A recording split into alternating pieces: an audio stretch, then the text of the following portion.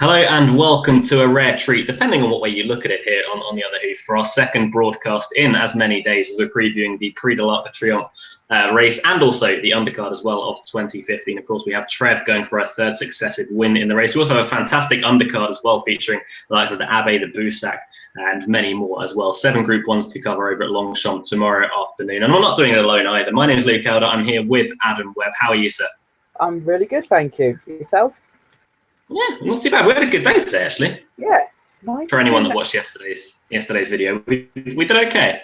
Yeah, a 9-2 nat winner. That's, pinching myself about that. And it's the first ever video, I think, on the other hoof history where we've had a 100% record because Rio Ronaldo was a non-runner. Yeah, absolutely. I'm staying fairly static in the naps table there through Rio Ronaldo being a non-runner. We have got a few minions over in France as well as French consultants. One of them is Kijé II, and now that we're going to call him. Saying first things first regarding ground, it's good at the very worst, and with no rain, we'll be on the fast side tomorrow. I haven't heard anything about them watering. I assume they won't. I don't think they probably couldn't really get away with it if they did water tomorrow. It would be favouring Trev a great deal. As much as we want to see her win, we also want to see a fair race for everyone else. I saw an interview with Thierry Janet today as well, when I don't know who the reporter was, so I apologise for that, but asked Thierry Janet what the ground was like. He says it's good. He says, is it good for Trev? And he goes, yeah, it's good. So, giving nothing away in that regard, but the ground should be fair to absolute all tomorrow, and Cricket Head seems to have absolutely no problems with the ground regarding Trev. As always, on the other hoof, you can get in touch with us. Just tweet us at on the other hoof if you're watching this live show. If you're watching it on repeat on YouTube, you can comment in the comment section below, and we will try and get back to you at some point. No promises in that regard though, because there's a lot of sport on this evening, hence why we're on so early. England versus Australia kicks off at 8 o'clock, and with that, let's dive into the first action, the 1 o'clock, which is the Prix Marcel Boussac, a fillies Group 1 over 7 furlongs and 209 yards. We'll call it a mile, just round up the extra 11 yards. It's a competitive race here, Adam. I know you've got a strong fancy, but we're going to go head-to-head in this one, I feel. Oh, yeah, okay then. Well, I've had a strong fancy since I saw the entries, and for a few weeks now, in a horse called Antonio. And she has been seriously impressive on both her starts to date. She won the Boussac trial last time out at Chantilly, which is the main French one anyway. And of the horses in this field, I think she's the one that's the clear one to beat. And I was surprised that she opened up 2-1 with Paddy Power the other day. I wouldn't have been surprised had she been a shade odds on. So with Ballydoyle as a false favourite for me, I thought 2 was a huge price. They're now joint favourites, but I'd be more confident in Antonio than Ballydoyle. I know the ground is more in favour of Ballydoyle, but she did look laboured on soft ground last time out. She will improve, obviously, for better ground and maybe for going up to a mile. But I think Antonio, from the front, has got a really nice turn of foot, and I think she's got this whole field covered. Turret Rocks won at Doncaster last time out in the Mayhill, but I'm not fully convinced by that form. Of the rest, Katie's Diamond was one that we saw win at Newmarket a couple of starts ago when she beat White Bullet, and she ran okay last time out. But I'm all over Antonio. I think she's the clear one to beat, and I can see her winning this really comfortably. Really sweet on her tomorrow. I thought they would win her. You have been talking about it for a while with Antonio. I will give you that. With regards to Katie's Diamond, if anyone was contemplating backing Katie's Diamond as an outside bet, potentially each way money, she is a little bit highly strung. They have had the hood on her in the past. I don't think they've got it on tomorrow. No, we've not. So taking it off, it's an interesting move there, because Katie's Diamond is very highly strung. I think it was Redcar where she made her debut, and she was pulling the whole way throughout. She went and beat then White Bullet at Newmarket. So I just tread carefully with Katie's Diamond. Clearly a horse with a lot of ability at a big enough price, but she is fairly highly strung, as mentioned. I'm taking you on, Adam, you with Antonio, obviously. I think Ballydoyle, I think you're underestimating her a little bit. She ran really well in the Moy Blair last time out. I agree with you that she will improve for the step up to a mile. Faster ground will help also. I don't think there's any real shame in losing to Minding either. I think that was a decent enough race. I've already seen the third Alice Springs come out and pretty much confirm that form, albeit a very weak race today. I was talking more about the Cheapy Park last time out. That was a decent enough event when Alice Springs probably wanted a little bit further, but without delving too much into that form, I do think Ballydoyle is a decent enough horse. I know that she maybe got a bit of a rap this season, mainly for her name. We've also got best in the world to take into account. But I think Ballydoyle was expected to be good because she's been beaten. I do think she has been beaten down a little bit. Obviously, Ryan Moore back in the saddle is a positive. No offence to James O'Brien last time. I just felt that Ballydoyle was potentially in front just a little bit too soon. But I can tell you, Adam, that we've nailed the first two favourites in the first race, the Blue Sack. So good work on that front. Yeah. Another note on Ballydoyle, just to continue.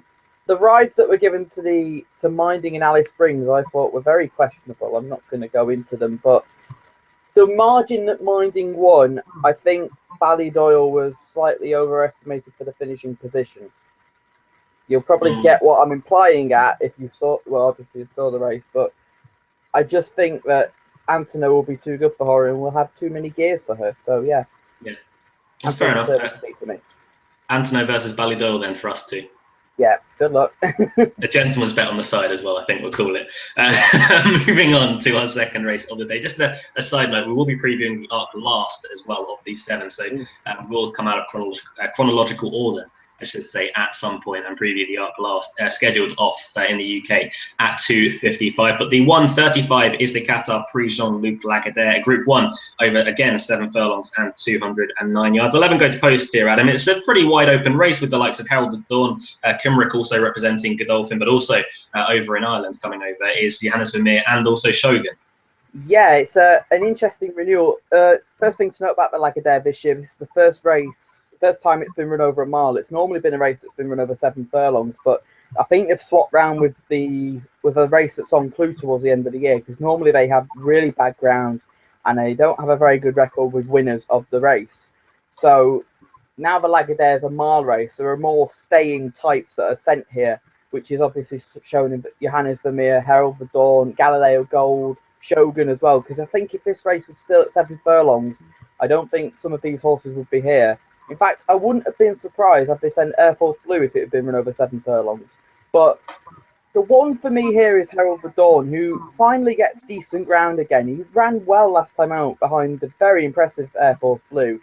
And Jim Bolger has been at pains to say that the only time he had quick ground was in his maiden when he was really impressive. When he beat Now or Never, he did look slightly laboured on that occasion, but I just think it was the ground more than anything. Back on a really quick surface, I really like his chances tomorrow. Johannes Vermeer, he won nicely last time out at Leopardstown in the juvenile trial, but I just got the impression that he's a horse that will really already wants 10 furlongs already.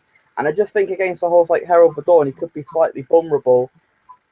In a way, in the market, I do think Galileo Gold has been overlooked for his Goodwood win. I thought he was impressive on that occasion. And it's interesting that they have waited. They could have easily taken in a race in the previous couple of weeks. So it's interesting that they waited for this. I don't particularly rate Atondu's form. He beat Lawmaking last time, and Lawmaking came over and ran okay at Newmarket, but I'm not a big fan of that form line. And Shogun is one that I think has been overrated to an extent and isn't one I particularly like. Herald the Dawn is the one to beat for me here. Yeah, I just want to say about Herald the Dawn's second to last run. You mentioned against Now or Never was looking very late, but officially it is down as good to firm. So if anyone's listening and thinking, what the hell are they talking about? He's running good to firm 2 outings ago. It wasn't good to firm on that occasion. There was a lot of rain and there were almost puddles on the track. Shogun was back in third. He hated it as well. Shogun reopposes here. I just don't think Shogun is all that. As Adam rightly mentioned, I think he has been overrated a little bit in the early part of his career. Unfortunately, Adam, we're going to agree here. I'm a big fan of Herald the Dawn. And I think it's interesting that Jim Bolger has come out with those comments saying when he gets back on faster ground, he could be an interesting proposition. However, the one thing that just does hold me back from being 100% bullish on Herald the Dawn is that Jim Bolger also said that he'll probably be a horse that comes into his own next season, maybe even the later part of next season, which as a 2-year-old isn't something that you'd be wanting to hear, especially at Group 1 level. However, I just think he's by far and away the best of these. He's currently 4-1. I couldn't really find anything to take him on with. Ventura Storm was a good winner last time out. I just wonder back on faster ground if that's really going to suit him overly, but you couldn't take anything away from him. He's definitely a progressive horse. He's got a lot to find on official ratings, but he is going in the right direction. I do think this will go more towards a horse on our side of the channel. I don't think the French charge is overly strong in this race. One thing that I wanted to mention to you about Galileo Gold as well, Adam, is that I'm just a little bit worried that the form of the Goodwood Group 2 win just hasn't really held up a great deal. Ibn Malik was the horse that I was thinking of that came out behind Emotionless.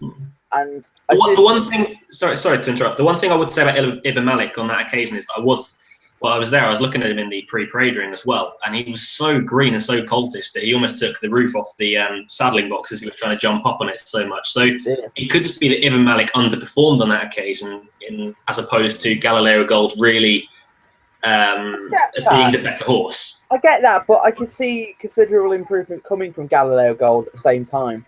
He's a horse that he looks so he'll be one for next year as well, which is why I quite like him. I just think he's been slightly overlooked in the market. It's fair enough. Yeah, but Herald the Dawn's the one to beat. It's interesting you make the point though, because Dawn Approach, his full brother, was the complete opposite to him. He was the one that looked like a real proper 2-year-old who then actually trained on and went on to win a Guineas in a St James's Palace. So it's weird that how you get 4 brothers that are completely the opposite of one another. Yeah, well, I think Herald the Dawn's a completely different build as well. I mean, Dawn Approach wasn't the biggest. He wasn't small by any stretch of the imagination, but Herald the Dawn is a bit of a brute. Good horse. That's Herald the Dawn. Then both myself and Adam agreeing when we took each other on in the first race. Moving on though to the 2:10. This is the Prix de l'Opera, fillies Group 1, over a mile, 1 furlong and 207 yards. A fairly strong UK and Irish contingent again here with the likes of Star of Seville, who is already a winner over in France this season. Covert Love as well, a horse going in the right direction. So a couple of classic winners there. Jazzy Top as well coming over for John Gosden. Diamonds and Rubies also maybe a bit underestimated in the market, but the French have a pretty strong charge, probably headed chiefly, Adam, by We Are. Who won this race a year ago, but it's safe to say things haven't exactly gone to plan for her this year. On the pick of her form, she is probably the one to beat. It's a second to Trev's return in May. That reads well. I just have slight concerns. Although in saying that, with these slight concerns, Freddie Head, I think one day has been in mind, and this is obviously going to be the #1 plan for the season. The other main French contingent, Queen's Jewel, I don't particularly rate her form, and she was comprehensively beaten by Star of Seville in the French Oaks, and she's been off since then, and I think she's slow. I don't think she's a particularly quick horse, and I just think 10 furlongs around Longchamp, I think she could struggle.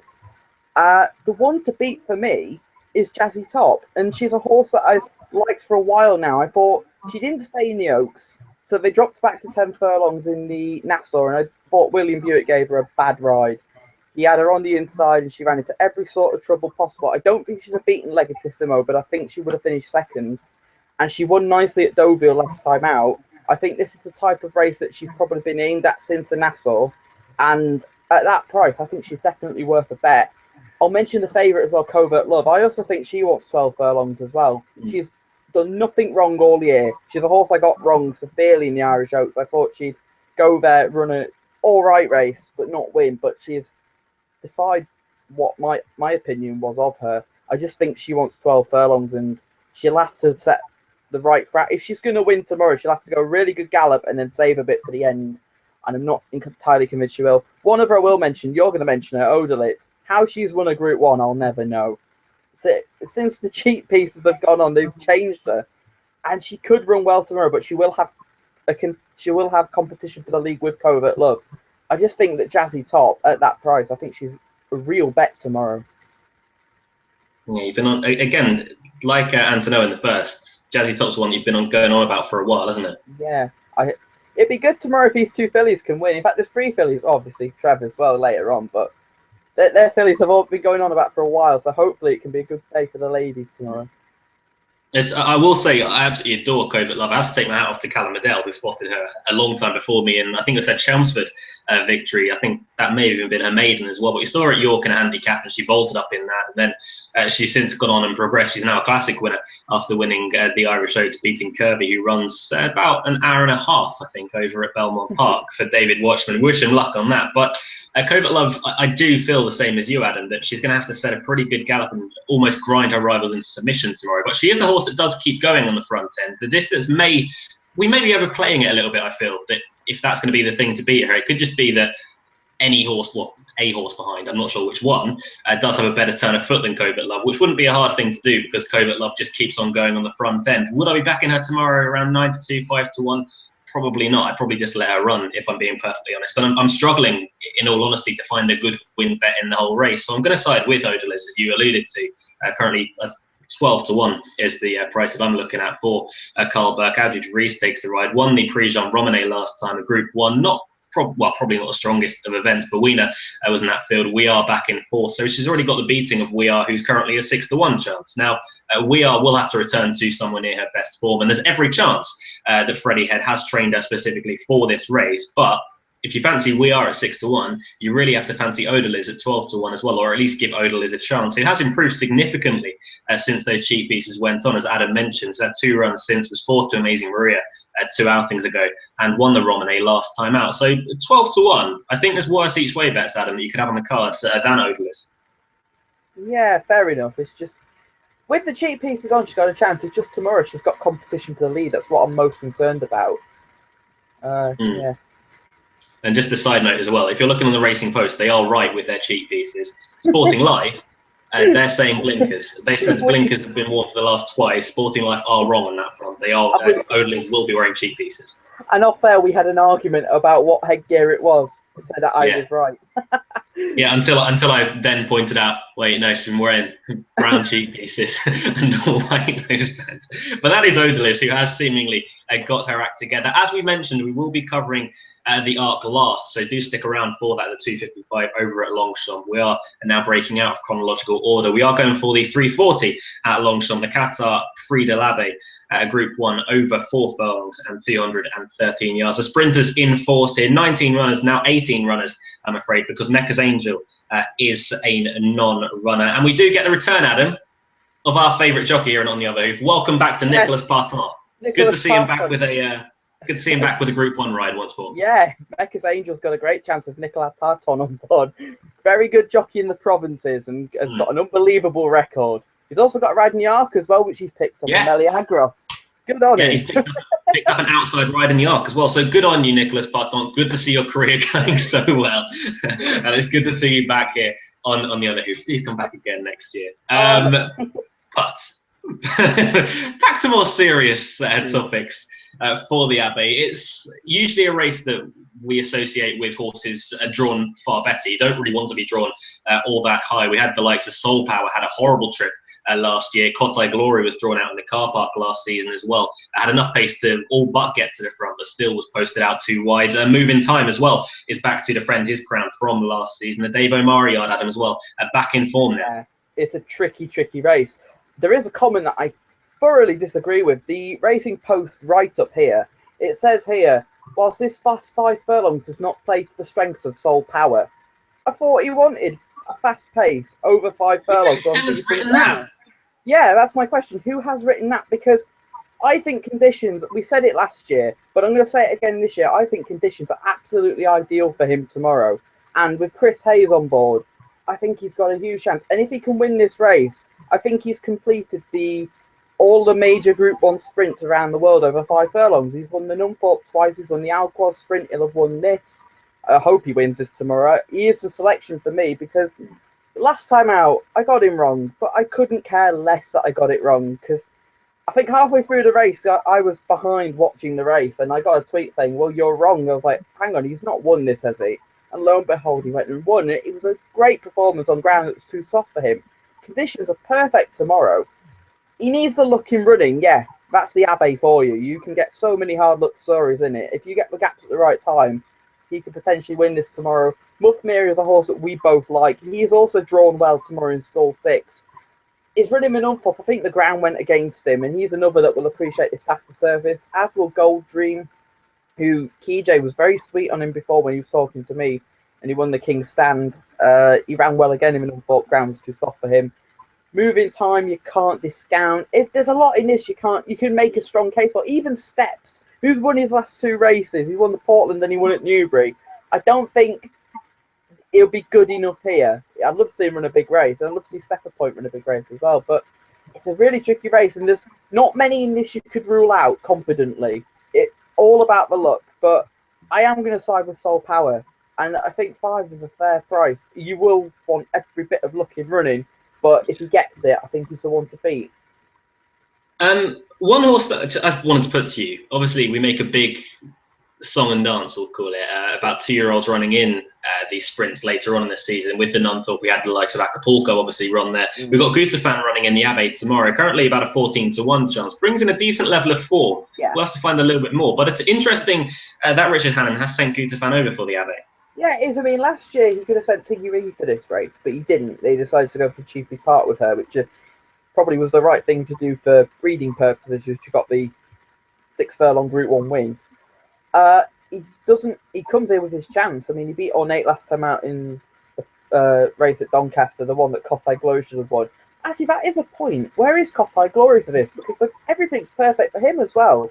But they've put him away, I think, for the season. So it's a shame in a way, because there's this misconception normally that Arc Weekend is going to be run on really testing ground. It's not normally. It's just that it can be on the softer side, but tomorrow it won't be on the softer side. So the conditions are perfect for most of these. It's going to be no excuse race on with the ground. Maybe Marek, who may get outpaced, and he has won this race before when they went far too quick 2 years ago, and it was unbelievable that he won. And he's still in decent form as well at the age of 8. I mean, some people don't like sprints, but I think this is a good renewal of the Abbey, and it's got a load of sprinters in here that are well worth their place. I just hope Soul Power can do it. I do hope Soul Power can win, and my heart does want him to finally cap off what would be one of the final feathers in his already illustrious career. But I just can't take a horse like him that needs to be held up so much to get that much luck in running in the Abbey. I thought he had enough luck to get as close as he was last year. I hope he can win, but it is a big if, and I don't really think I'd be wanting to take about 5-1 currently about Soul Power, and maybe 11-2 around that. I'd much rather stick with Muthmir, who ran a cracker in the Nunthorpe. Things didn't really go overly well for him. They also went a ridiculous pace with Acapulco carrying no weight out in front. Obviously, Mecca's Angel went on to win that. She doesn't turn up tomorrow, so Muthmir's task is already much easier. I'm not crazy about the prize about Muthmir, I have to say, currently 5-1, but his form is up there with the best of the sprinters. He won the King George the 5 furlong sprint at Goodwood. I don't think he likes Goodwood one bit as well, so that was even more impressive that he could win a Group 2 there. If they can get him handy enough, I think Muthmir will take all the beating under Paul Hannigan. The others that you can take into account, Gold Dream has been a revelation over the last 2 seasons. I still can't believe that he's made it to a Group 1 sprinter, and a very good Group 1 sprinter at that, after winning the King's Stand earlier on in the season. If there's one that could potentially blaze the trail, it could well be Caspian Prince. He's about as fast as anything out of the gates anyway. He will go very fast early on, probably along with Take Cover as well, who got loose before the start of the Nunthorpe. So hopefully he behaves himself down at the start. But if Caspian Prince takes them along, he could be one just to hang about to the end, and potentially he could be an each way play in the race. But for me, it's probably more of a watching event. I haven't had much luck in the Abbey over the past few years. I think I've learned my lesson in that regard. The heart would want Soul Power to win it. The head says that Muthmir will take all the beating in this, but Adam, I wish you the best of luck with Soul Power. Can I make one more point on the Abbey? You remember last year before the King's Stand where I had my massive case about why Soul Power wouldn't win because he needs a jockey that knows him? Well, Richard Hughes running him first time out. Chris Hayes is 1-1 on Soul Power. So hopefully he can do it again. If I could say, he gave him a lovely ride last time out. I kept making the point, he's a horse that you need to know, and some of the world's best jockeys have ridden him. Johnny Mercer didn't win on him first time out. Ryan Moore didn't win on him first time out. Frankie Dettori, well, I'm not going to count the Nunthorpe for him because the ground was too soft for him. Suited Mecca's Angel perfectly. But you look at some of the jockeys, even Pat Smullen, but then again, that was on his debut as well. But yeah, there's some really good jockeys that have not won on him first time out. So I think Chris Hayes, he gave him a lovely ride last time out, and hopefully he does the same here. We just had a message as well from our Timeform expert, Callum Medell, who usually joins us. He's currently over in France, so we hope you enjoy the arc tomorrow. Callum, not jealous whatsoever. He says that Gold Dream's a knocking bet in the Abbey currently. Around 8-1 is Gold Dream. And one thing I wanted to just mention about Soul Power is a point that you made a little bit earlier on in the season. Obviously, he won the Alquoz. I think, personally, that was his best performance of his career. They went ridiculously fast in that race, and he picked them up late on. So that comment, while this fast 5 furlongs does not play to the strengths of Soul Power, did they watch the Alquoz? because they went that race was crazy. My little theory, actually, I did have a little theory about Soul Power after that. I thought it took a lot out of him, and it's taken a while for him to get back to himself. Because after the King's Stand and after, I think it was another race as well, but after the King's Stand, I did think to myself, did the Alquoz completely finish him? But last time out proved no, and the Nunthorpe in a way didn't as well, because he ran really well there. I think just as long as he gets lucky running, you're chancing it, but if he gets everything go his way, I think he'll win. Yeah, and that was the point I was going to bring up that you said about Soul Power earlier on in the season, that the Alquoz took a bit out of him. Obviously, he came back and at the car over 6 furlongs. That was just a prep for the King's Stand. And it might be harsh to knock his form, but from the lofty form that Soul Power has set in the past, it wasn't up to scratch. I mean, 5th in the King's Stand normally would be a really good run, but Soul Power, we know all about him. He was also, 4th in the July Cup, wasn't it? And not beaten all that far, then 4th in the Nunthorpe as well. So he's going back in the right direction after a win in the Flying Five, albeit only a Group 3 over in Ireland, which ironically was his first ever win on Irish turf. Yeah, the best loved Irish sprinter in recent years, apart from Slave Power, and he hadn't won in Ireland. It was crazy. He had won in Ireland. He had won 2 at Dundalk apparently. Ah, right. Not maybe. But not he had never won an Irish turf. Yeah, there we go. Yeah. That's enough Soul Power loving, I think, for now. Yeah. For now, until tomorrow, when Soul Power for Adam, Muthmir for myself in the Abbey, and Callum has messaged in saying he's going for Gold Dream. So the majority of the English Raiders have been covered by us. So apologies for that. The 450 at Longchamp is the race that we're going to be covering next. The Qatar Prix de la Forêt, a Group 1 over 6 furlongs and 211 yards. 13 go to post here, Adam. It's a competitive race, and again another race that the European Raiders. I'm getting into Breeders' Cup mode now. I apologise for that. The British Raiders would have a pretty strong hand in. Yeah, I mean, we've got Lamato, who's a clear favourite, 7-4. His first go at 7 furlongs, I thought the ground was going to be on the soft side, but he was so impressive in the Park Stakes. And I do think he merits being that short, because I think there are enough negatives about summing behind him. Make Believe, I'm surprised this actually came out as news. He actually bled at Royal Ascot, so that's a concern for me. Taniar won the Prix du Pan last time out. It was a race I covered, and he did it well, but I don't think it was the strongest renewal. You had in behind, you had La Burma, who ran really well. Ride Like the Wind, I'm concerned about, because he took a long time to get going. He finished strongly, but the issue is he doesn't quicken instantly. If this was over a mile, I'd be more interested in him, but he's not for me.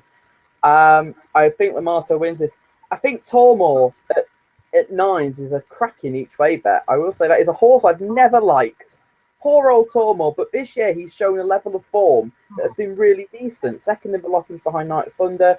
He won at Goodwood, and he won nicely at Turkey last time out. And James Doyle seems to get a really good tune out of him. And he could pop out in front here with Make Believe. And if he sets the fractions right, I think he could easily place. Gordon Lord Byron, I think the ground may be going slightly against him. He didn't run well in the Sprint Cup, but excuses came out after that. But I think the ground's going against him. You all mentioned G-Force. Custom Cut will likely run well too, but I think it's all about Lamato. Oh, there's the board. Go G-Force. I'm having trouble here, boys. Yeah. Put it behind you. Lamato should win. I will put up Tormore as an each way bet at 9s. I think that's a silly price for him, especially with the worries with Make Believe and Taniar not exactly winning a stronger race. I hope that bad news. G-Force isn't playing ball today. Oh, he's not standing upright, so you can stay over there, buddy. Interesting that they've brought G-Force over. It is fast to ground. I'd be against him for that reason, but it'd be interesting to see if he does take to this extra furlong. He's never gone this far in his life. I do think he's a much better horse at 6 furlongs than he is 5. I think that's absolutely blatant now. Over 7, I'm not sure. I will leave G-Force tomorrow, and I am one of his biggest fans as well. You've already mentioned my selection, Adam. I don't want to be with Lamato on that price, just off the back of one very, very good run, admittedly, at Doncaster, when he proved most things wrong. The price is just a little bit short for me. Good jockey booking, though, with Ryan Moore taking the ride for Henry Candy's mount. The one that I'm going to side with is Tormore, who's currently 9-1. I think you've hit the nail on the head. James Doyle is getting on very, very well with him. Midland Park sold him. First run out for Godolphin. He went and won the Lennox in good style. He doesn't he's never really been a horse that does a great deal.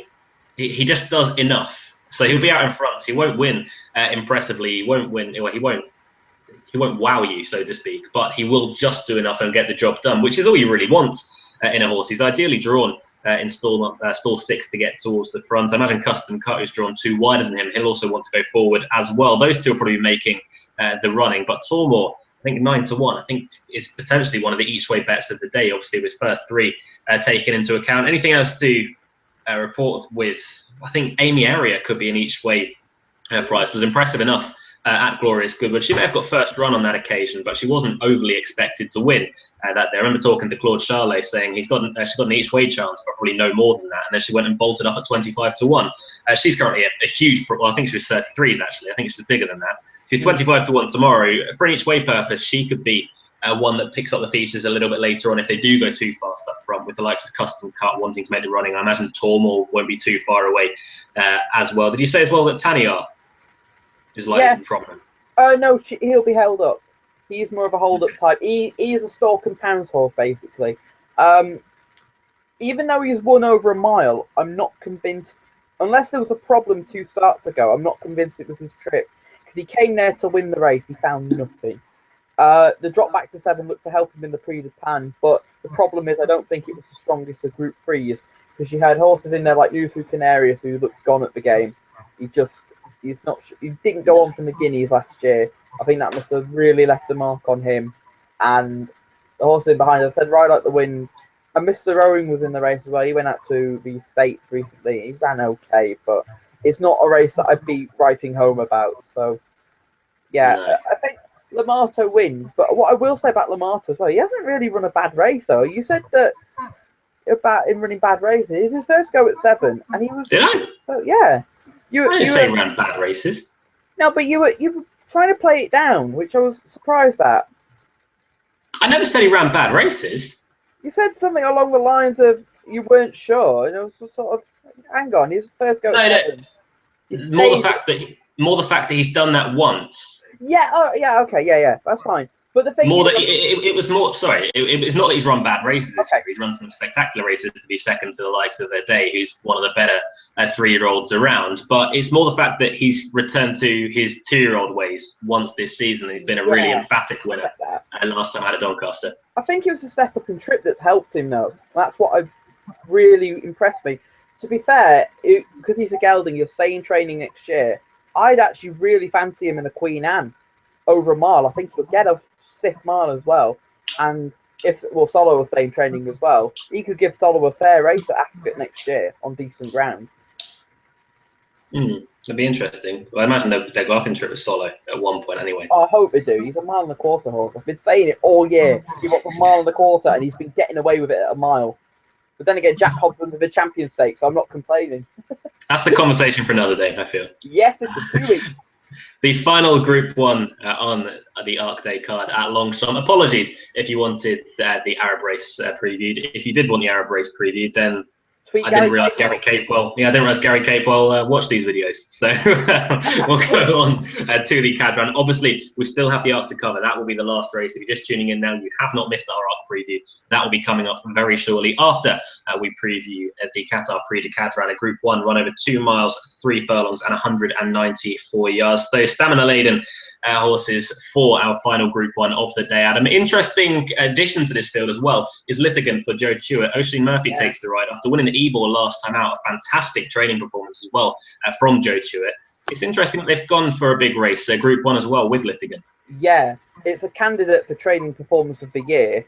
I think at the end of the flat season, when we do our normal, we do a little wrap at the end of the November handicap video, I'm sure I'm going to be mentioning this because I overlooked him in the Ebor because it was first time out, but he had him spot on, and it was a really good win where he beat Wicklow Brave into second. The only slight concern I do have tomorrow is it's going to be quick tomorrow, and he's not exactly the most soundest of horses, but I think he could run well tomorrow, especially because he's unexposed at 2.5 miles as well. He looked a really good stayer as well beforehand, and going up to 2.5, I think there's more holes than the others in the race. There's one at a bigger price that I do like, but he is definitely one I have in the frame. Bufferon doesn't stay 2.5 miles. He's more a horse for 1 mile and 6, 2 miles. He will never win a King George. Not even over jumps, not on the flat. Sorry, Ryan Ferris, if you're watching. But he will never win a King George. He is right to an extent. He does have a turn of foot, but just not over 2.5 miles. Condor Warrior, I think he's had a hard enough year. He's had a very busy campaign. And he ran badly in the U-Ball where they said that he'd had enough racing. But then he came back with a second behind Palisator. I'm not 100% sure. If he won this, fair enough. But I'm just wary of him now that he's had enough runs. And I think he may just need a break. Because he's been dual purpose in it for the whole... Say about Condor Warrior. He hasn't had a real break. Yeah. Ever.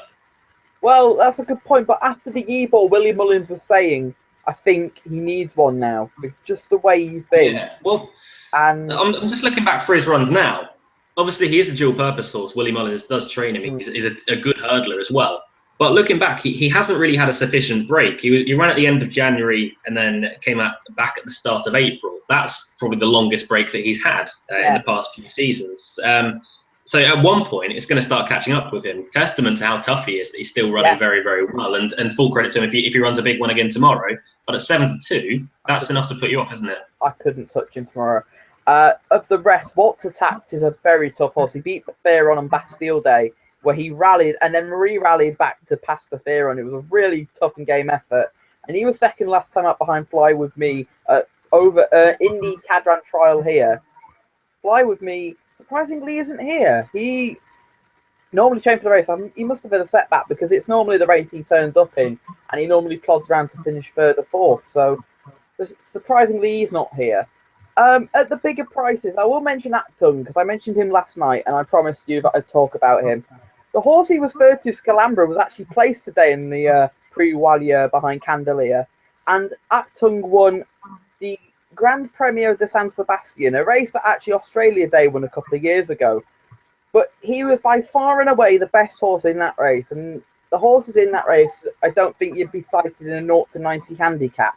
He won so easily, but here is a completely different level for him. And yeah, nice horse in Spain when he goes over there. He's probably a world beater in Spain, but here he's not for me. The one that I do like at a price is Trip to Rhodos. He's only had one go at a trip like this, which was in the Cadran a year ago, and he was hampered when he didn't quicken instantly, and because he didn't, he got basically the field came around him and he got hampered before staying on again.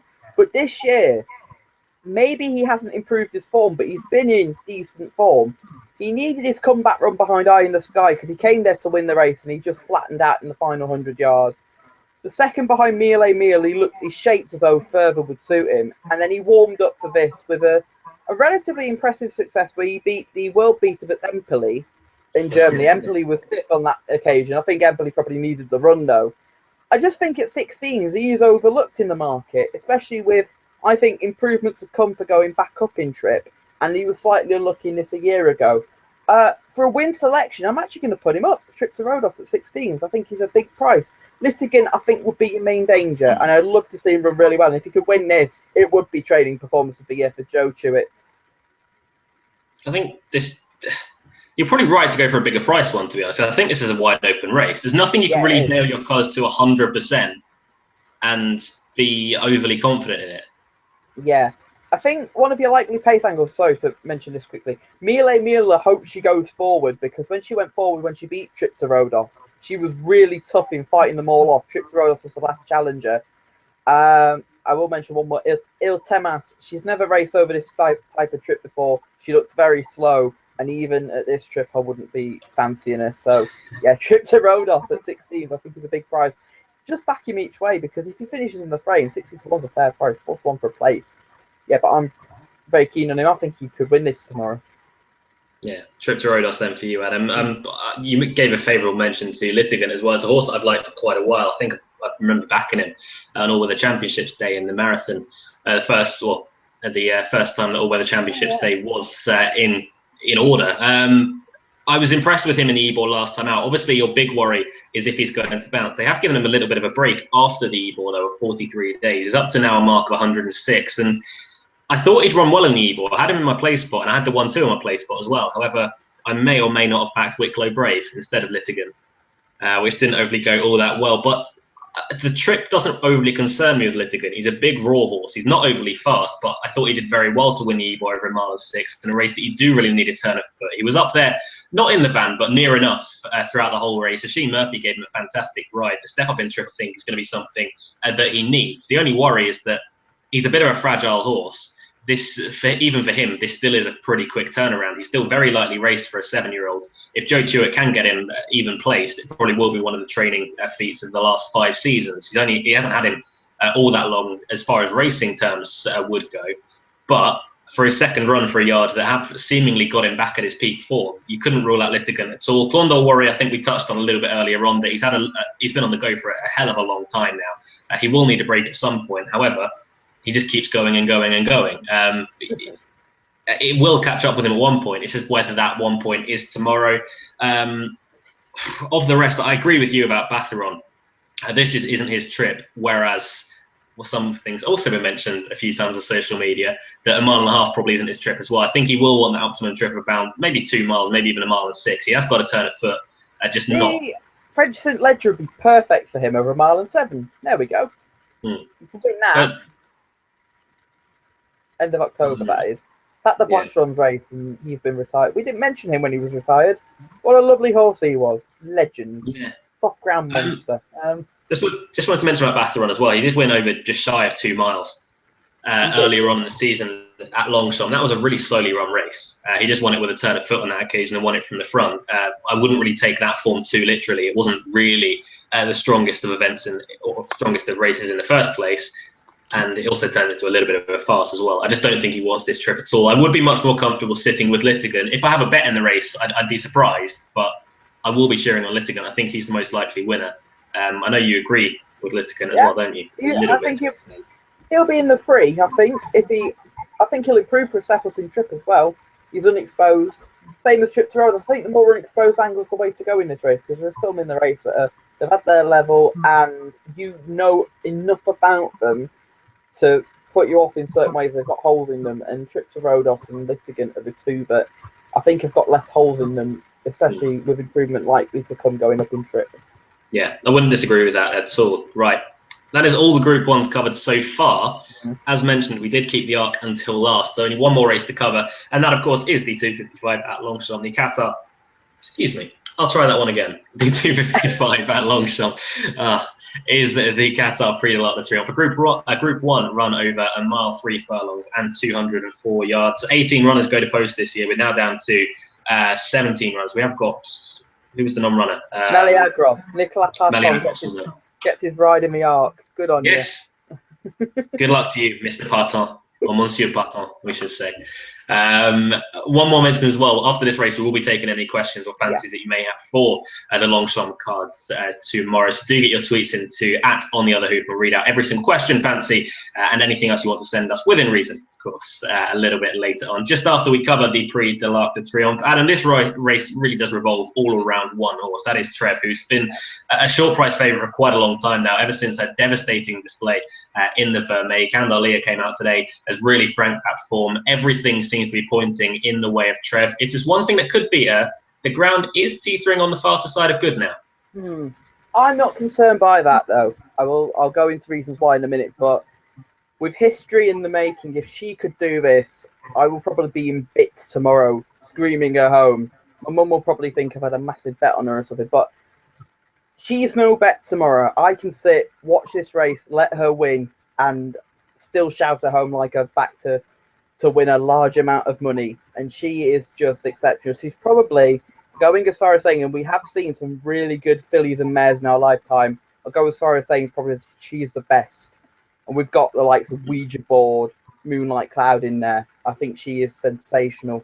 And this video 12 months ago, I remember sitting here and saying very solemnly, I'd love to see her run well. She's not been right all year.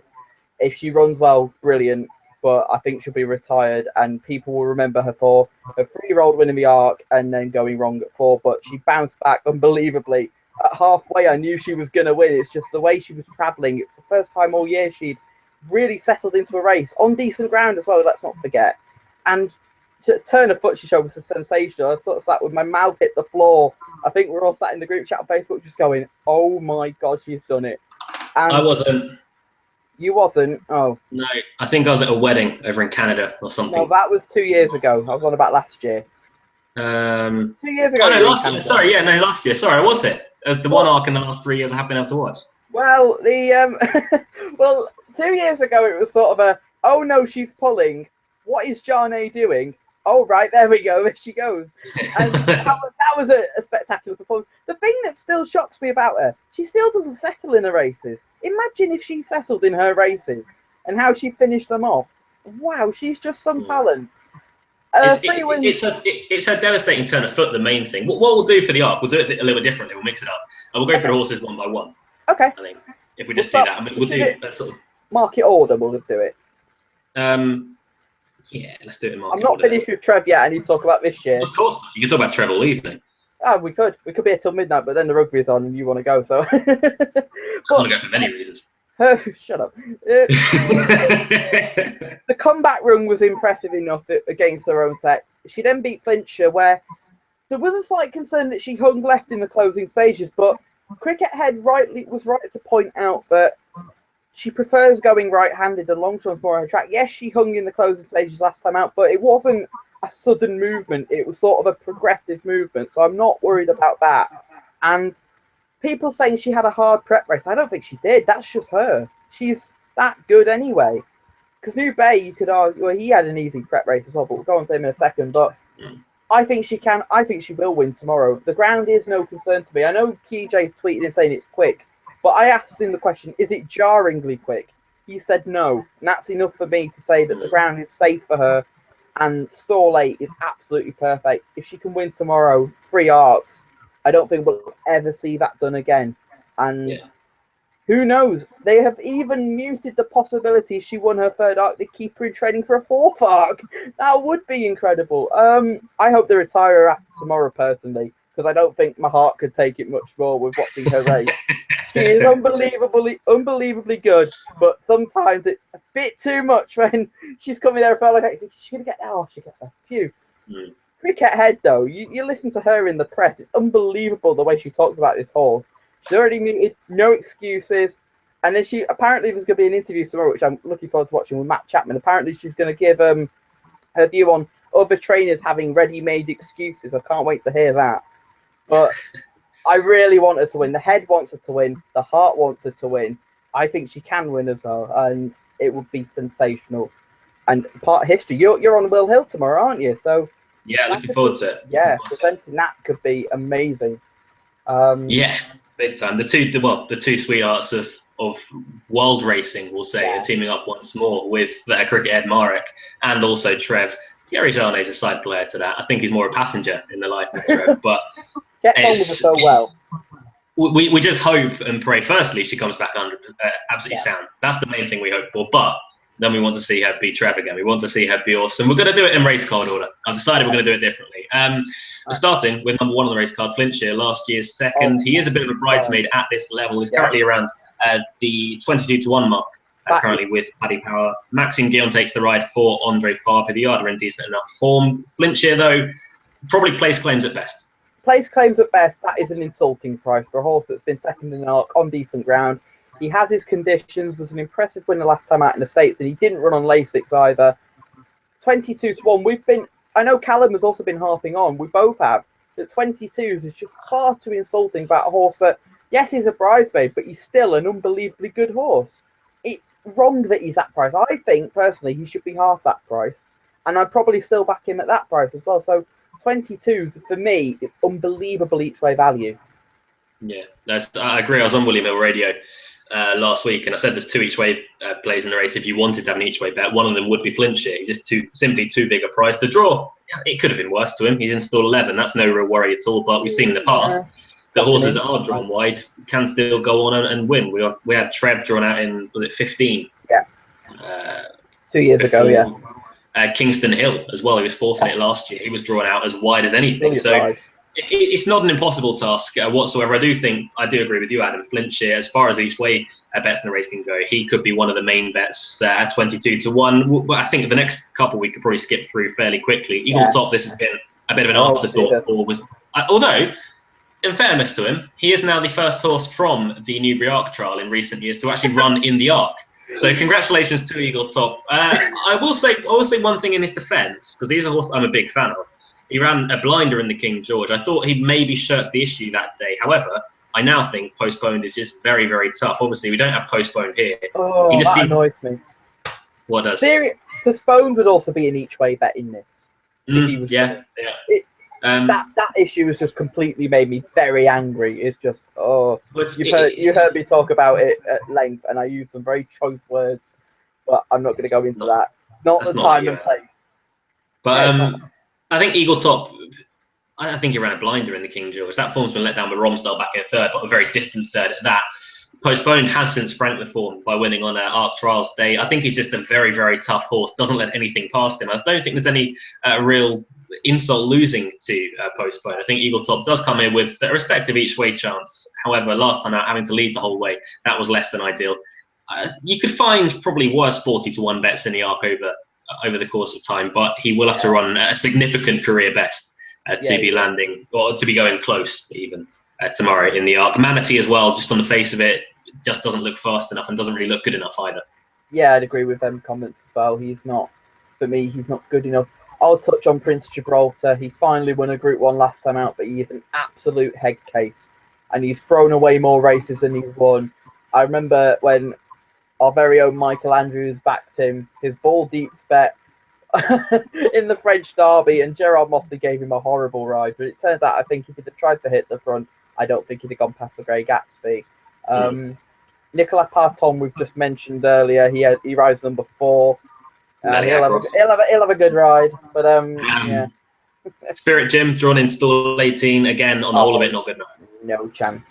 No. If he won the Arc, there was a tweet earlier from On Harbour Watch. If you go and read it, he said he'd kill himself if Spirit Jim won an Arc. I think that's how I'd probably feel. I think there's a quote came out about Thierry Jarnet saying that the main danger for Trev is getting caught behind horses that simply should not be in this race. He's one of them. I think Spirit Jim is one of those, unfortunately. Free Eagle is a horse that I feel quite strongly on. He came in with a lofty reputation. Obviously, he's had his problems throughout his years. He's a very classy horse. He's never tried this trip. I don't think he's going to stay this trip. I really have strong feelings that he's not going to be a stayer at 1.5 miles. He was very, very tired at the end of the Irish Champion Stakes last time, albeit we all know what happened. He got the bump from Golden Horn. He then went back to finish third, went past both of them. I just feel that if Free Eagle had a little bit more left in the tank, he wouldn't have bounced off Golden Horn the way he did. He wouldn't have stopped the way he did. And I know it's fairly harsh on Free Eagle to say that because he did get a significant broadsiding on that occasion. But if he was a horse that had a lot more left to give, he would have gone past A, he'd have already gone past, and B, he wouldn't have been stopped in his tracks like that. For all that it was a big bump, I don't see him seeing out 1.5 miles. To play devil's advocate, though, he could come on for the run. That's the only. I'm not saying it's my view. He could come on for that, but still, then he has to improve for 12 furlongs. I'm not so sure he will, and that's coming from someone who is a big fan of Free Eagle. I'm not sure he'll improve. The only I will mention next, 40-1. She ran well in this race a year ago, but I'm personally not convinced she's as good. I know she's won Group 1, she won the Shima Classic, but I'm just not convinced she is that good. She's not the worst each way bet in the world, but she wouldn't be for me. I agree. I think she's been disappointing this year. Yeah, I agree with that. I think that's the way to put it. I think she has been very disappointing. I mean, she had the run of the race in the Coronation Cup, and she should have won that day. But a brilliant ride from Pat Dobbs on Pepper's Moon. And I said last night, how did he win a Group 1? But next horse, Trev, she wins. We'll smooth over Freen and Silton Saga again. Freen, 2 horses that. Can I make one point on Freen? The colours are very familiar for those that like the history. They are the colours of the Duke of Albuquerque, who rode a horse called Nerio in the Grand National. And he fell off once, he suffered concussion. And the following year, they brought in medical rules to ensure he couldn't ride in the race. I think he was 58. He tried to pass himself fit in front of a doctor, and the doctor took a look and just like, no way, you're not riding the horse. Yeah, It needed to come in because he was a madman. He was somehow got him round in the national as well. I don't know how he got him round. Oh, I think we should bring the rules to prevent you from coming on the show. No. No Scousers. Done. Next one with a live chance would be Tapestry, who's gone past running in the Opera to run here in the Arc. Obviously, a horse that Aidan O'Brien's always, I should say, spoke very highly of beaten to Gruda in the Yorkshire Oaks last season. Didn't really go on from that, but she did have a very good 3-year-old season. It's only been seen once in her 4-year-old days. However, it wasn't the worst of runs. It wasn't. She will need to come on for it. I'm surprised they didn't go for the Opera with her. Just because the way the Opera looked, if she'd have been running there, she'd have been a big danger. Just in this race, she ran in it. Obviously, she ran in it last year. She wasn't good enough, and I see a similar situation to last year. I don't think she'd be good enough in this. In fact, I'd have thought she'd have been better off going out to America for the Breeders' Cup turf. A mile and a half around there. I'm trying to think about Keeneland's turf balls. It's sharp enough, and I think she'd have been all right round there. So she's not one for me anyway. No, I can swerve Tapestry as well. Obviously, not the choice of Ryan Moore. He takes the ride on Found. Joseph O'Brien taking the ride aboard Tapestry tomorrow afternoon. Then an interesting one next for the Andre Fabiard. Vincent Cheminot taking the ride aboard New Bay. Obviously, again, another classic winner over in France. Good winner on Arc Trials Day. I just don't. I'm not fully signed up that New Bay is really up to this class to be contesting races alongside Trev. I'm signed up to the class as a Group 1 horse. I'm signed up to that because I was impressed by him in the French Derby. The form didn't work out as well as you'd hoped at the time. And Highland Real came out, obviously won a great one in America, ran all right in the Irish Champion Stakes. His win it was a proper trial as well he had. It was an easy race for him, and the 12 furlongs didn't look an issue to him. It's interesting though because he's bred by Dubarry, who's a miler, and his dam Cinnamon Bay was also a miler. It's a miler's pedigree, but he gets 12 furlongs, so it's a testament to the horse that he's able to get 12 furlongs. I don't have any concerns about ground for him. I think the market has it right that, in a sense, but at the same time, I do worry about him tomorrow. I just think that this is the biggest test of his career, and he has to improve again on everything he's done so far, and I'm not sure he will. Good horse, but I prefer others in the race. Yeah, I just think he'll come up a little bit short. Personally, I can't see him being in the places, which again might be a little bit harsh aboard New Bay. I'm just not really signed up to his fan club. Happy to be proven wrong as always, though. We can smooth over Silver Wave as an interesting ride with James Doyle on board tomorrow. Can I just say something on Silver Wave? He was only beaten 2.5 lengths by New Bay. He's 100 to 1. New Bay's 11 to 2. So if you read form like that, you can see that as value potentially. Yeah, the collateral form as well is really it's excellent. Yeah, working out well. If that's how you rate your value, then fair play to you. Erupt is our next one to talk about. Again, Erupt, another horse that's going to have to improve quite significantly, but is a 3-year-old going in the right direction? Yeah, they had excuses last time out. They were saying, they said it was a proper trial for him. I don't think he was fit enough, they were saying. And at the prices, he could be one for an each way bet. But the Grand Prix de Paris he won, the form, apart from Storm of Stars, it's not really worked out that well. And he's another one, a bit like New Bay, that needs to improve significantly on the form he's shown so far. He could do that. His pedigree is more related to 1.5 mile horses. And he could run well, but I wouldn't be shocked if he was in the places, but I'd be shocked if he was winning. Yeah, agree with that. One that we wouldn't be shocked with if he placed would be Golden Horn, our Derby winner over in England. John Gosden teaming up with Frankie Dettori one more time. 5 to 1 currently for Golden Horn. He does come here. Jack Hobbs does not run in the Arc. He goes for the Champion Stakes at Ascot. Golden Horn, an intriguing addition to the field. Personally, I feel that he's a better horse over 1 mile and 2 furlongs instead of 1.5 miles, for all that he is still a very useful horse over 1.5 miles. I just think 1 mile and 2 might be his better trip.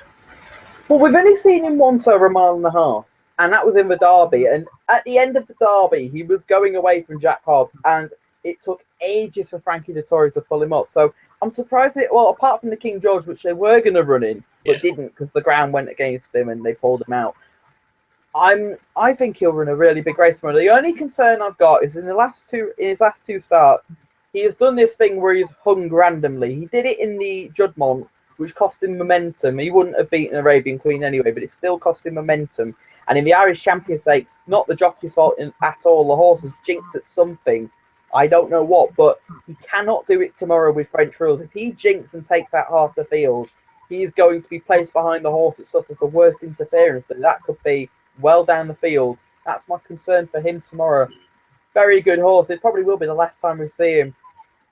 And I'm not sure how he's going to be remembered as a horse, if you get what I mean. Because he's a good Derby winner, a good Eclipse winner, and because he got beat in a weird race, history won't be... I don't think history will be kind on him, if you get what I mean. I don't know. I disagree slightly, because he's been a Derby winner.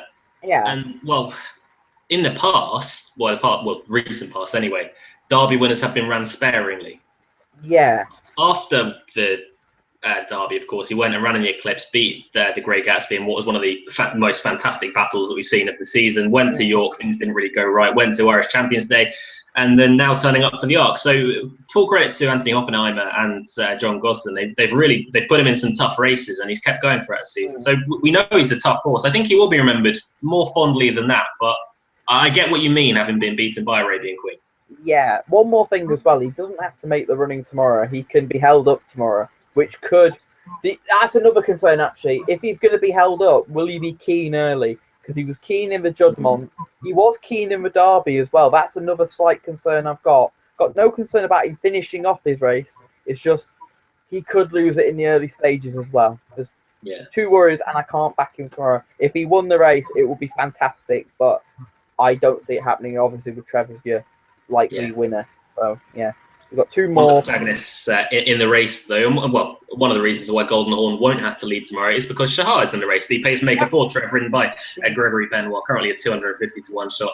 I'm afraid that does reflect Shahar's chances tomorrow. The final one to mention, though, will be Found, a 3-year-old filly in the race. A race that 3-year-old fillies have a very good record in. Over the past few years, Trev being one of those 2 seasons ago. Daydream also another one. Snow Fairy ran very well that year as well. So 3-year-old fillies have a good record in this. Personally, I find Found the intriguing member of the field. I think Found could be the each way value here. I get that case as well. It's whether she'll improve from 1.5 miles, and potentially she could. I mean, at the start of the season, we were questioning whether she'd come back or not, because throughout the spring, the vibes had not been good about her. And she got beat on a comeback run on heavy ground. And that's something we questioned at the time. She won't want that. And if she'd have been good enough, she'd have been running in the Guineas. Well, they had Legacy to win that anyway. Not Aidan O'Brien, but the owners did anyway. She ran really well behind Plagecock and Avedja. Shaping on both occasions like a step-up in trip would really suit. The way she won at the Curragh confirmed that impression. And she did run really well behind Golden Horn in the Irish Championship. If, for some bizarre reason, well, I say bizarre reason, but Golden Horn had been disqualified, I don't think she would have been the deserving winner of the race. But in saying that, I think she will improve for a step up in trip. The only slight concern is the draw in 15, but then Trev won from 15 2 years ago, and she is a very good filly. I think she's the best filly of Aidan O'Brien's this year, so she could run really well. And we've done it in the past where we've done a 1-2-3 for the Arc. I'll give you my 1-2-3. Whoa. I want to mention a bit about Found first. Oh, sorry. Go on. Get on my thunder. I was privileged enough to work at Royal Ascot's this year, and one of the perks of my job is I got to go down and see the horses taken off the boxes. And when talking to the Aidan O'Brien travelling head lads and lads that were just getting the horses off the boxes, they were more than happy to talk to you about the horses. I asked about Found as she was getting unloaded, and you just got the feeling that they really, really did rate this horse, and it was one of the better ones that they've had. So I know that they talk up a lot of their horses, but you could tell they genuinely really did like Found. And they were pretty gutted when she got beat at Royal Ascot by Avedja, but she still ran a fantastic race. As Adam mentioned, she's seemingly improved for stepping up to 1.2 miles. I think she'll improve once more for stepping up to 1.5 miles. She was staying on quite nicely in the Irish Champion Stakes. Granted, it was a messy race at the end of it with the bump that we mentioned from Golden Horn hanging into Free Eagle. But I do think Found is one of the bigger price horses in the field that does have decent enough chances. I think 16 to 1 best price. She was 20 to 1 a little bit earlier on, but I think 16 is all too big for a horse that she's already proved her class. And also, if you are one for stats, which I'm completely not, I hate trends completely, but 3-year-old fillies do very well in the Arc. So that's something else just to back that up. Okay, Adam, you're 1, 2, 3. I'll go backwards. In third will be Found, second will be Flincher, and the winner will be Spirit Jim now. It'll be Trev. Right, third, I'll probably... third, I'll go for Golden Horn. Second, I'll go for Found. And your winner, Trev. Fair enough. But Wouldn't disagree with that in a way. Interesting, we've both gone for Found to place. I think she could be definitely each way value. But personally, you don't have to have a bet to enjoy the race. I think you can sit back and hope that Trev puts on a show again. The horse to come last will be Shahar. She'll lead till about. She'll lead into the false straight, and as they come out the false straight, she'll swing wide. The field will go past her. That's what we'll pay you the big bucks for, Adam. Yep. Right, last chance to get your questions into On the Other Hoof. On the Other Hoof is our Twitter tag. Any questions, fancies that you want to send in, do it right now as we are about to start reading them out. Starting off with, KJ put another update on the ground. It's good at the very worst.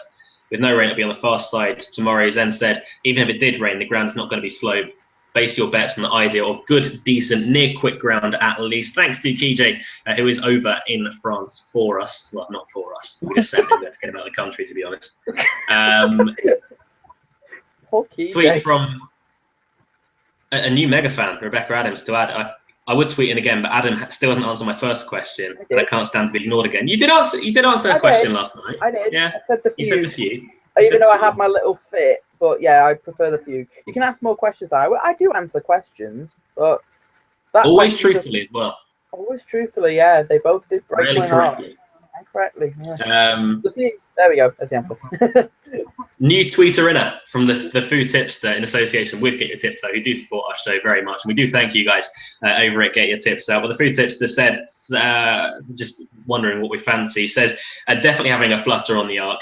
Is Trev beatable? Personally, I don't think she is. I don't think she's as well. I mean, people are trying to fashion cases because she is a short price favourite, but I don't want to fashion a case to get a beat. I did try the other day, but then I thought back to Ascot last year when she ran on really quick ground. She wasn't right, and she still broke the course record. That lingers in my mind because I remember when I wrote a preview after doing the video, and I actually ummed and ahed and went, I could put Trev up here, but then went, no.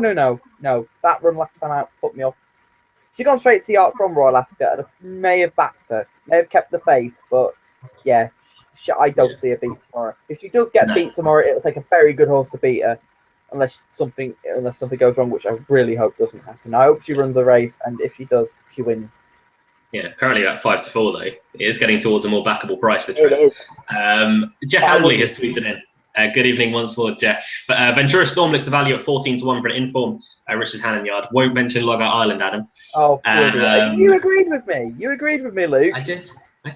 Horrible. I still think Mr. Lupton is the best horse in that race. But moving back on to Jeff's question, it'll make a bold bid for the hat trick. In the Prix du Cadran, he's on Funmac at 10-1, unexposed over marathon trips, and doing his best work close home at Doncaster. And he goes on to say, great show, guys. Thank you very much, Jeff. Thank you for your continued support. Thanks for the Gold Dream trip. Wasn't sure about the race for Robert Cow. I do think Gold Dream will run a big race in the Abbey tomorrow. One thing I want to say about Funmac, albeit it wasn't softer ground at Goodwood, he got there and he just didn't quicken, which I don't really like seeing a horse. The Twizzler was the horse that beat him on that occasion, and the Twizzler got beaten comfortably today. Ran well enough a long shot this afternoon, but I hope people listened to me last night on that. I said to Berry to finish second at 25s. Everyone loves modesty, Adam. That's what they love. Interestingly, can you give me a bit of news about tomorrow's Arc? Prince Gibraltar has been sold at the Arc sale and has been bid for 1.35 million euros. Wow, that's an expensive purchase. Ooh. That's a good way to sell a horse that's worth nowhere near that amount of money. He's a Group 1 winner, though. That's the problem. Group 1 winner. He can be a sire because obviously the Arc, you can't be a gelding and running the Arc. So, just out of interest, does it say who's bought him? No, it just said there's been a bid for 1.35 million at the ARC sale that's going on right now. Freeport Lux, who won today, is also in that sale. I think there are other horses in it as well. So yeah, no, probably somebody trying to get through Chris Selling career. Yeah. Decent sale. Chris Heath has tweeted back in, as he did yesterday. Good evening to you as well, Chris. Saying found at 20 to 1 in the ARC, 16 to 1 now. Your best price, about found, I believe. So we did both agree with you on that it is the each way value in the race found. In the ARC and Steps at the same price, massively overpriced in the Abbey. I just feel with Steps, he's back to form, which is great to see. But in the Abbey, they made us go a little bit too fast. He'll be staying on towards the end of the race, but needs to break out the stalls as well. And it's interesting, he's back in blinkers as well. He's not with the visor again. So maybe they're just going to change it round with him and just see what to do with him, basically. But he's interesting, but I couldn't back him. I know I'm saying that, even though I said I'd back Soul Power, but Steps is a bit more of a head case than Soul Power. So. William Buick taking the ride aboard Steps for Roger Varian tomorrow afternoon. A couple of tweets in from Jermaine. Where would we be without Jermaine having a bit of a moment? He says that Ryan Moore's overrated and he's disappointed in himself because he fancies 4 of Ryan Moore's rides tomorrow. This is a problem. But Jermaine's nap, the goat chaser, if you want a goat tip, it is Johannes Vermeer as his nap, which I disagree with everything you've just said, Jermaine. So thanks for that. Cheers. Oh dear. That is all the questions and fancies that we have in this evening. Thank you very much for tuning into our ARC Day preview.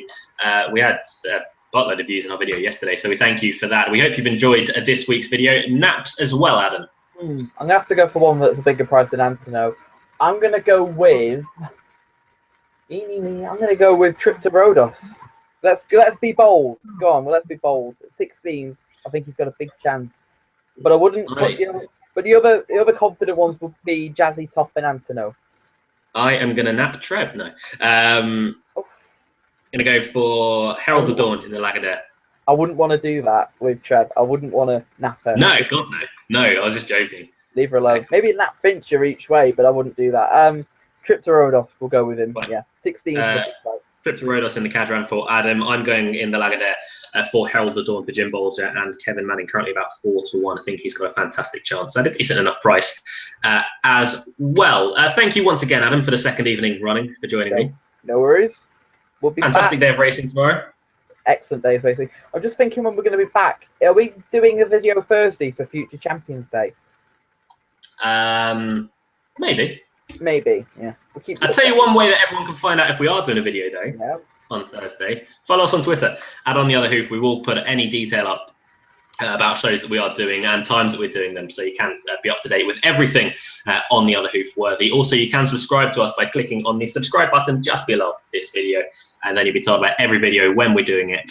And you can also watch live as well if you just watch these on repeat. If not, then comment in the comment section below as well, telling us who you fancy tomorrow for the ARC meeting over at Longchamp. But other than that, thank you very much for tuning in. Thanks to Adam once more for joining in. Apologies that Callum couldn't join us this evening, but he is over in Paris for the ARC. So that's a pretty suitable excuse, I feel. Thank you once again for joining us for our ARC preview. Hope you have a fantastic day tomorrow. It's fantastic racing. Put your feet up, get a beer out, enjoy the card over at Longchamp. Until next week here on The Other Hoof, goodbye.